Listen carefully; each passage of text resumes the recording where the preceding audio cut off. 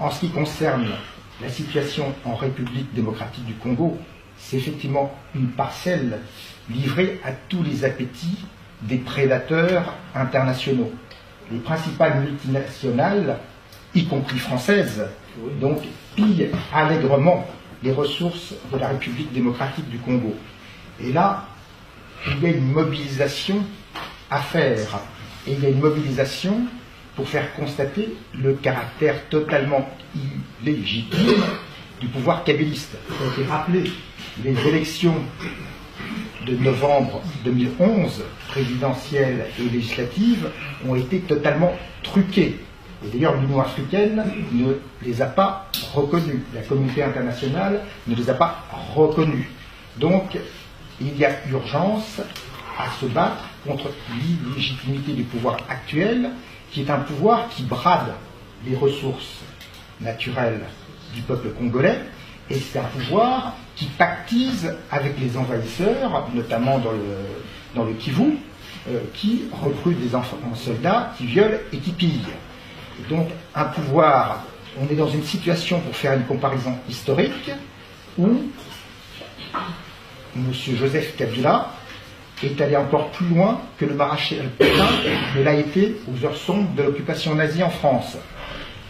Le régime de Vichy a pactisé avec l'occupant nazi, il est allé très loin, il a fait déporter des juifs, des communistes, etc., pour satisfaire l'occupant nazi, mais il n'a jamais été jusqu'à enrôler dans l'armée française des Waffen-SS.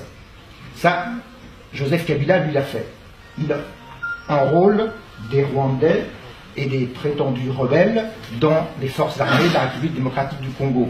On est dans une situation de haute trahison où un président qui prétend diriger son pays pactise avec les ennemis de son peuple et affame son peuple. Et donc ça, c'est une situation totalement insupportable. Et il y a un travail de sensibilisation à faire, et notamment pour ceux de la diaspora congolaise qui sont en France, il y a un travail pour faire connaître le rôle de certaines multinationales, dont des multinationales françaises. Donc soyons précis. Par exemple, la multinationale Total, pétrolière, fait partie, avec des compagnies pétrolières anglo-saxonnes, de celles qui acceptent en toute illégalité et en violation des règles internationales, et notamment du respect des zones protégées, dans le parc des Virunga, donc au nord Kivu, de faire de l'exploration-production dans une zone où il y a une faune unique au monde.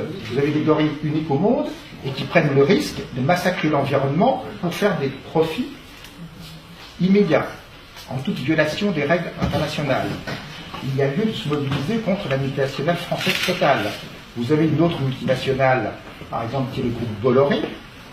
Le groupe Bolloré, qui avec sa filiale de logistique, notamment à l'aéroport de Dar es Salaam en Tanzanie, qui ouvre des comptes à des seigneurs de la guerre du M23, à des mercenaires rwandais, pour qu'ils exportent en toute illégalité, via l'aéroport de Dar es Salaam, du cobalt, du coltan, de l'or, qui sont exploités en République démocratique du Congo. Chacun sait que la Tanzanie et le Rwanda ne produisent pas ces minéraux.